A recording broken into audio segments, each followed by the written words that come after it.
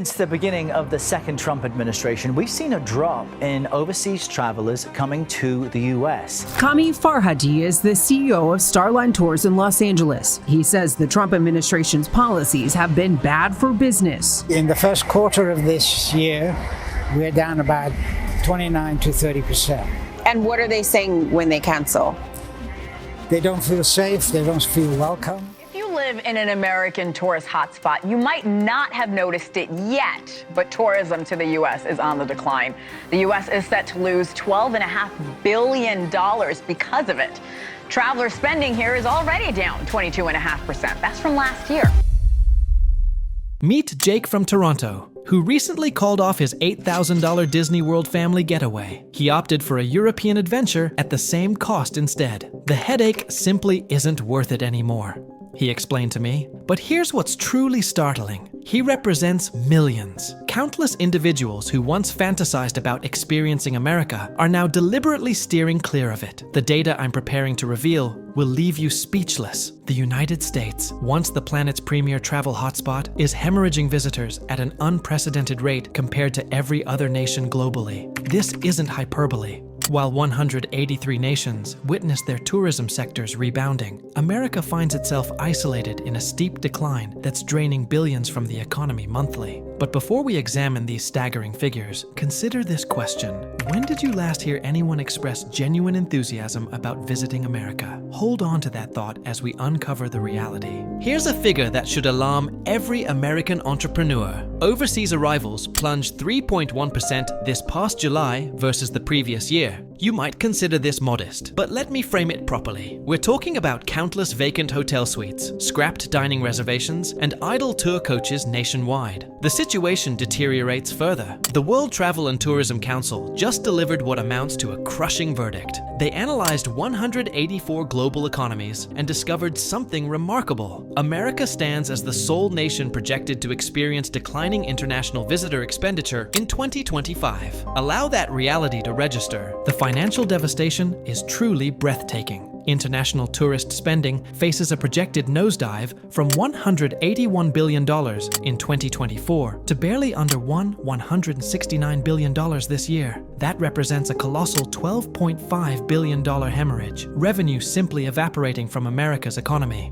For context, that exceeds the entire GDP of numerous countries. Julia Simpson, president and CEO of the World Travel and Tourism Council, spoke candidly about this emergency. Her exact words, "This serves as an urgent alert for the US government. The globe's largest travel and tourism market is moving in the wrong direction, not due to insufficient interest, but because of inaction. While other countries welcome visitors warmly, the US government displays a closed-for-business attitude." Consider this reality for a moment. This decline isn't occurring because people have lost interest in seeing the Grand Canyon or Times Square. The appetite for American experiences persists, yet something else is repelling potential visitors. That factor will astonish you. Tourism Economics now forecasts an 8.2% plunge in international arrivals for 2025. Here's the frightening aspect. Their initial projection was even bleaker at 9.4%. The organization stated plainly that sentiment damage has been significant. In other words, global travelers are deliberately avoiding America. But what's driving this unparalleled tourism meltdown?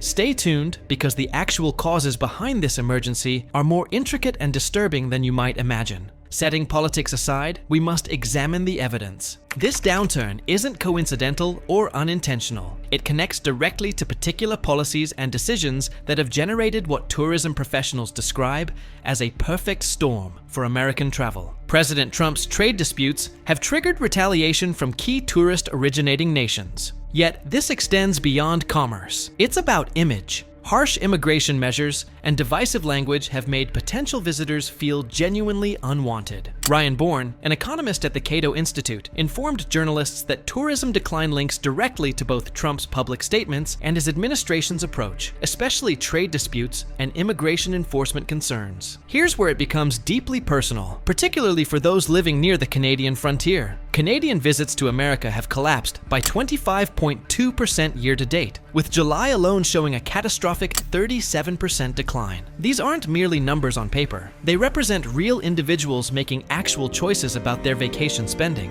Let me provide a specific illustration of this severity. Canadian residents completed only 1.7 million return car trips from the US in July. To grasp this dramatic shift, we're discussing enormous decreases compared to prior years. Entire regions dependent on Canadian tourism are fighting for survival. Airlines are responding by eliminating routes completely. Air Canada suspended 8 US routes this year and deployed smaller planes for destinations like Las Vegas. Meanwhile, they're launching 28 new international routes to Europe, the Caribbean, and South America. The spending isn't vanishing, it's redirecting elsewhere. For anyone employed in tourism or connected to someone who is, this next section directly impacts you. The US Travel Association cautioned that merely a 10% drop in Canadian tourists could eliminate approximately 14,000 American positions. The current decline already surpasses that threshold. Consider this. In 2024, Canada represented 20.44 million US visits, creating $20.5 billion in expenditure and sustaining roughly 140,000 jobs. That's 140,000 American households whose income relies on making our northern neighbors feel welcome. This economic lifeline now faces severe jeopardy. Government actions aren't improving the situation. Beginning October 2025, the US will implement a new $250 visa integrity charge on top of current fees. This raises total US visitor visa costs to $442, among the world's steepest. This impacts visitors from significant markets, including Mexico, Argentina, India, Brazil, and China. Gabe Rizzo, president of Allure, a global travel management firm, accurately identified the problem when he cautioned that any obstacles we create for travelers will reduce travel numbers by some degree. It's economic self-destruction, pure and simple. Here's something that truly illustrates the human dimension of this crisis. Luisa Francine, a Brazilian tourist visiting Washington, D.C., perfectly captured the atmosphere when she told reporters, "Everyone feels anxious, frightened. There's excessive political tension surrounding immigration. This feeling resonates worldwide, transforming America from a dream destination into a place people actively shun." Picture this: America, the land of opportunity. The place people once saved for years to experience is now perceived as somewhere to fear. Major metropolitan areas are already experiencing the impact, and if you reside in or near these locations, you're likely witnessing it directly. New York City has adjusted its 2025 forecasts downward by 400,000 tourists and $4 billion in tourism revenue. $4 billion vanished. That represents money that would have sustained restaurants, accommodations, Broadway productions, museums, and thousands of positions. Las Vegas Convention and Visitors Authority documented an 8% decrease in total visitor numbers from January through July 2025. In upstate New York, establishments along the Canadian border have seen substantial reductions in Canadian reservations, with some experiencing 49% revenue losses. 49%. Picture losing half your clientele instantly. Here's what should truly concern every American, regardless of tourism industry involvement. Goldman Sachs and JP Morgan calculate that reduced foreign travel spending alone could subtract 0.1 to 0.3% from US GDP this year. That potentially cost the economy between $23 billion and $71 billion. This transcends tourism. It's a national economic crisis. Airlines are rushing to adapt. Delta abandoned its full-year projections after observing that international travel demand had essentially stagnated. Major airlines are reducing capacity, retiring planes prematurely, and cutting flights to Canadian destinations. When carriers start canceling routes, the severity becomes clear. Meanwhile, and this aspect should infuriate every American, rival destinations are extending warm welcomes. Mexico enjoys a tourism surge as visitors who would typically select America head south instead. European nations, Caribbean islands, and South American countries actively pursue the tourists America is rejecting. The irony is absolutely devastating. As America becomes less hospitable, the rest of the world grows more appealing to international travelers. We're literally gifting our competitive edge to our rivals. What truly troubles industry analysts is this: Adam Sachs from Tourism Economics predicts pure leisure travel will react most strongly, and we haven't reached peak impact yet. Translation: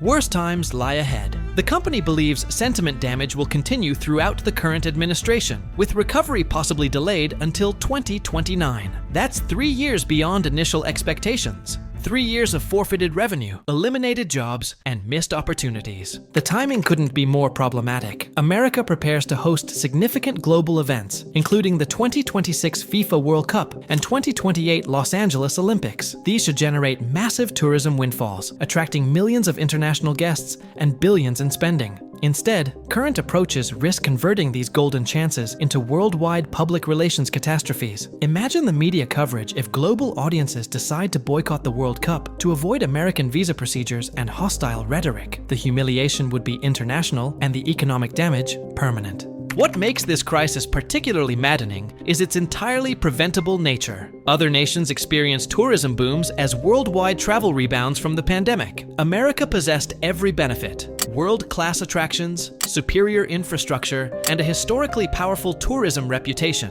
Disney World, the Grand Canyon, New York City, Hollywood. These are internationally recognized destinations people dream of experiencing. Yet through a mixture of hostile policies, unwelcoming rhetoric, and financial obstacles, the nation actively repels the very visitors who could drive economic expansion and job growth. So here's the question for your consideration. Is this the America you envision living in? A nation so obsessed with exclusion that it's devastating its own economy? The issue isn't whether America can restore its tourism sector, it's whether the country will respond before the damage becomes irreversible. Each month of decline complicates and increases the cost of recovery. International travelers possess long memories. Once a destination earns a reputation for hostility or difficulty, rebuilding confidence requires years, not months. With global competitors enthusiastically filling the gap, America's opportunity to change course is rapidly diminishing. The world observes, and currently they're observing from elsewhere. What's your perspective? Do these policies justify the economic price?